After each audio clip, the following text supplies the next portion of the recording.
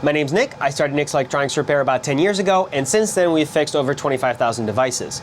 In today's video, we're going to be fixing this QNAP unit with model number TVS-673E, and the issue it's experiencing is that while it does have power, it will not boot in all the way.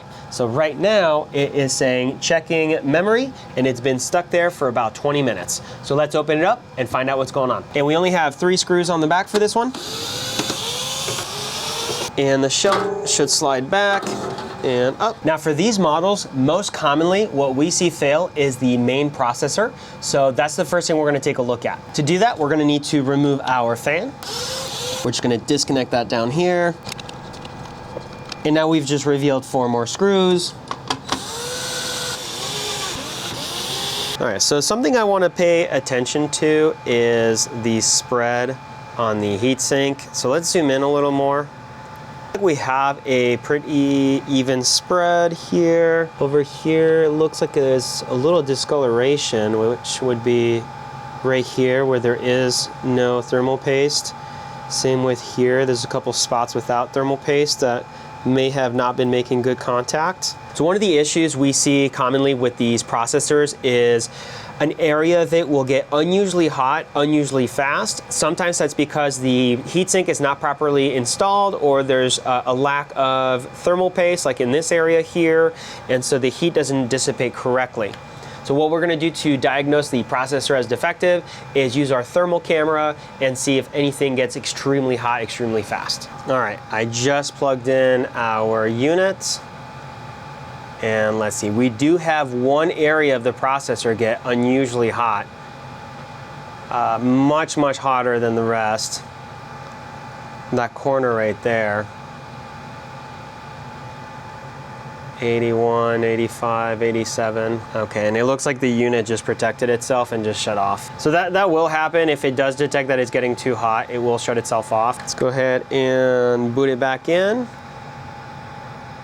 Yeah, so it looks like that corner right there is getting very hot, right on that edge, 91. And that's getting much hotter, much faster than the rest. All right, so here's what we're gonna do next. We're gonna replace that processor, but before we put the heatsink back on and test it to make sure everything's working, we're gonna use the thermal camera and see how the heat is spread out throughout the processor, and if we have a similar hotspot, or if there are no hotspot and it more evenly gets warm. If we get an even warmth from the processor, that does confirm that that hotspot is gonna be the issue, and a good way to diagnose this as the failure consistently. So to do that, we're gonna need to remove that motherboard out of the unit and bring it to our rework machine.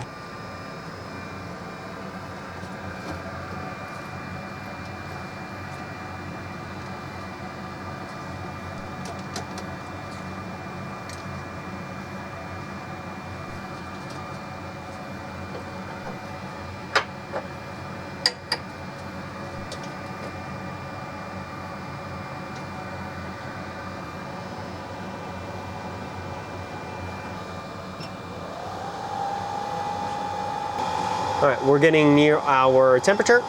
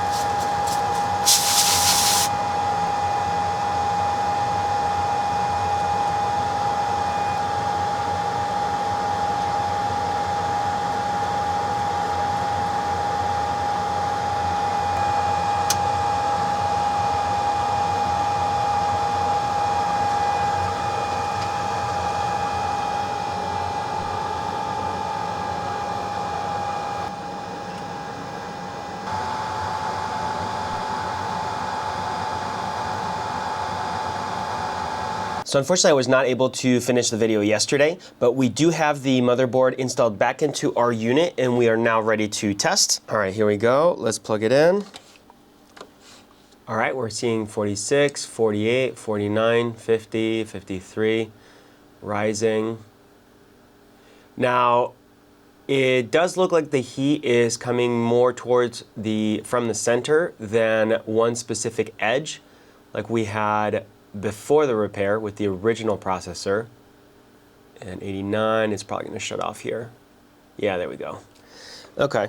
In conclusion, I don't know for sure that we can very reliably use a thermal camera to identify whether or not a processor has definitely failed. Now, because the unit was stuck saying checking memory on the display, it does tell me that there are two reasons for this issue. Number one would be the memory sticks, so the RAMs, and number two would be the memory controller, which is embedded in that processor that we just replaced. So technically, what you could do is replace the memory first, or replacing the RAM sticks, and if that doesn't work, which 90% of the time I don't believe that will be your issue, then the AMD processor, which does have the controller built in, will have to be replaced. So let's go ahead and put it back together, plug it all back in, and make sure everything's 100% functional.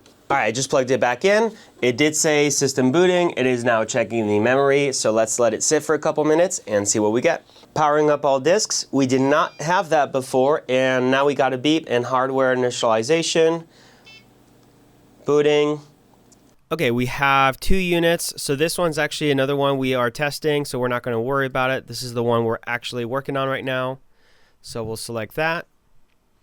And it does look like we're able to access it.